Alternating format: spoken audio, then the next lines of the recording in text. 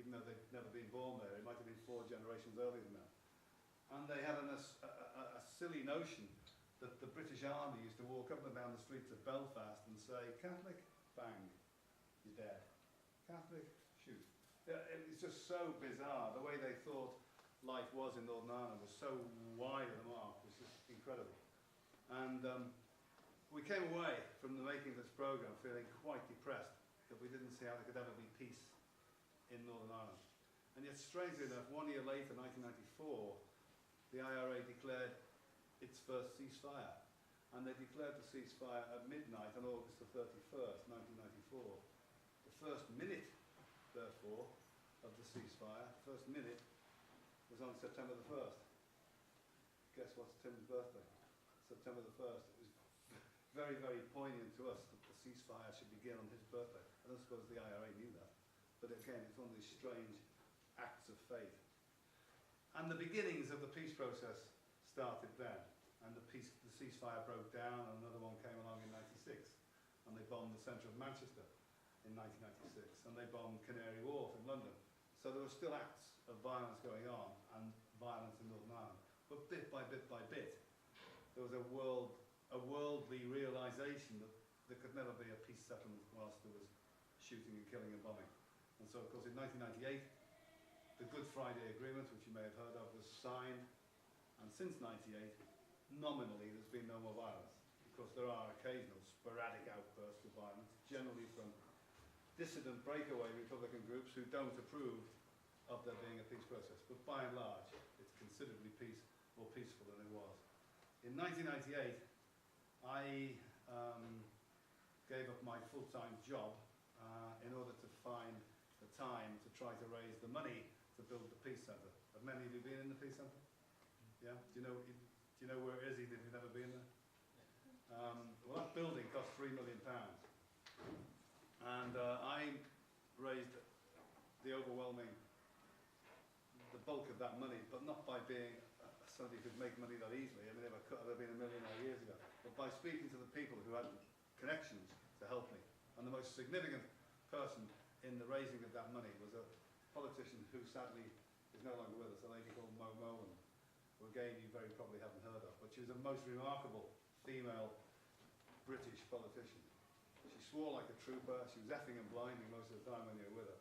And that was one of her ways of testing you. She used to call you some terrible names. Didn't mean she didn't like you, it just meant you didn't know which Mo you were going to get. The nice one who put a round around you, or the one who told you to go away. But Mo got us a meeting with the then Prime Minister, Tony Blair. And through Tony Blair, we got to meet senior Americans in the Bill Clinton administration, because Clinton was the US president at the time. And through those connections, we got a donation of £1 million from one wealthy Irish American. And that £1 million donation enabled us to contemplate having a building the size of the Peace Centre, as it is now, rather more than some small and very low-level building. And the building, I think you'd agree, is a fascinating building. Even if you don't think it's the most beautiful piece of architecture, it is a very, very good building. And of course, the work we do now is mostly in the Peace Centre. And we work mostly with young people, and mostly with young people who are either getting involved in violent extremism or who are at risk of becoming victims themselves through violent extremism. So that's one group we work with. And the other group we work with is adult victims of terrorist attacks. So other people who have suffered through terrorism. Now that might be civilians like my wife and I, or it might be former soldiers, it might be emergency workers, it might be former police officers, and so on. And we work with people who are affected by 9/11 in New York, when the Twin Towers were attacked. We work with people from 7/7 when Al-Qaeda supporters bombed the tube trains. And so our reach is now very, very far and very wide. And we work with people from all around the world, here in Warrington. I think that's probably enough by way of introduction. So it's not the Warrington Peace Centre. Don't ever let me hear you call it the Warrington Peace Centre. It's the Peace Centre, which happens to be in Warrington. That Peace Centre is unique. There is no other peace centre like that in the UK. I don't think there's one in Europe. I'd venture to suggest there isn't one in the world. It's a brilliant and dedicated, exclusive peace centre. That's all we do. And on Wednesday this week, we had a very interesting speaker who came at my invitation. You may or may not have heard about this, but it was heavily covered on the news. Martin McGuinness, who was a terrorist. He was an IRA terrorist. He's killed people himself. But he's now a serious politician in the Northern Ireland government. And he came at my invitation and addressed a Warrington audience in the Peace Centre on Wednesday. I've had a few nasty tweets about that, and you shouldn't be talking to scum like that, with other words wrapped around it. But as I was just saying to your head, I mean, there's no point in me saying this is a peace foundation and this is a peace centre if we are selective about who we talk to, and if we only allow certain people in and not other people. You understand that?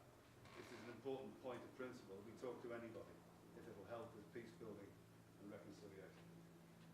That's probably at least 10 minutes, and I'm starting to get a bit hoarse, so I'll stop at that point. But that's a quick overview of the history from the bombing through to today. Thank you for listening to that. Thank you very much, Colin. So let's start some questions. Now, I know some of you have got some questions prepared. Colin may already have answered those questions. So think about what you want to ask. So who is going to start off for questions? Sam. I went to the lecture on Wednesday night and found it really interesting and intense at times. Why did you decide to invite a former member of the IRA to Warrington? So you were there yourself? Yeah. With? Oh, well done. With Mr. Police. Right. Well, I was interviewing in about April time for a BBC radio documentary. 5 Live is a station you may know, news and sports station. And they asked me to do a 1-hour documentary. And I interviewed Martha McGuinness as part of that programme. And at the end of the interview with him, as I was just about to leave and thank him for giving me his time, I remembered it was the 20th anniversary year this year of the bombing. I remembered we hadn't got a speaker for this year's peace lecture. And we don't have one every year, but most years we try to. And on an impulse, I just said to him, I'd like you to deliver this year's peace lecture at the Peace Centre in Warrington. And whereas I thought he might say, let me think about it, I'll come back to you, he just immediately said yes. So the deal was done in an instant, in the blink of an eye.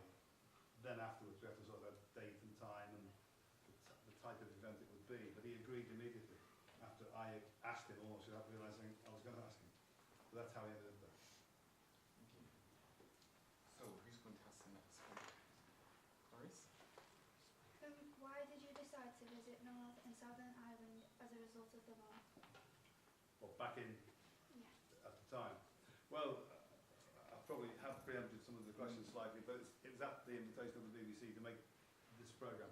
I don't think we'd have gone if we hadn't been given the opportunity to make the programme. I can't imagine we'd have just jumped on a plane and gone over to Belfast and strolled around the streets. It wouldn't have worked.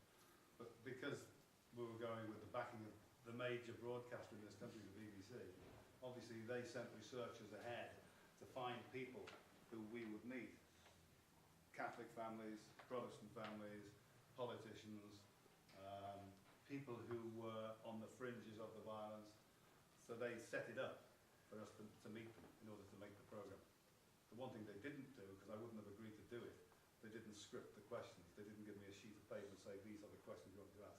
The questions that were asked were the questions I wanted or my wife wanted to ask. That's how we ended up there. Can I just ask you a question on that? Did that help you and your family in that process after you went over? Well, it did, because the seed of the idea of a charity and of a peace centre came from that programme. I mean, the only part of that month which was universally depressing and demoralising, the only part of it that was slightly hopeful was a visit to a peace farm in Coleraine, which is a small town very near the northern coast of Northern Ireland. And there was a group called the Peace People, who were people who had decided they would campaign against the armed struggle, they'd campaign against the violence. And they had a farm where at weekends young Northern Irish people, Catholic, Protestant, male, female, any mixture you could think of, would go on weekend conferences. And they would have very, very heated discussions about the future of Northern Ireland. They would also tend hens and sheep and lambs and things that they had in the fields and grow crops. So it was a kind of it wasn't just talk. There was also some work to be done. But it's an interesting atmosphere. And we sat in on one of the debates, which never made it into the final programme, rather sadly. But the debate was fearsome, absolutely fearsome. So although they were all wedded to the idea of non-violent solutions to the problem. It did not mean they were all terribly courteous and sweet-natured. They had some really vicious arguments, but no violence. And of course, words never killed anybody.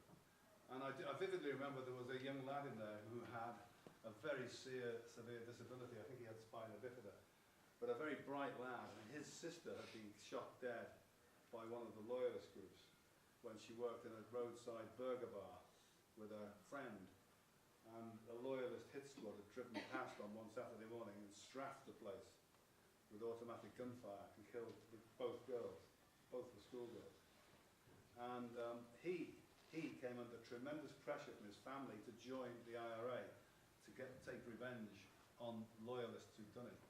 And because he belonged to the peace movement before the death of his sister and her friend, he had the strength of character to say no.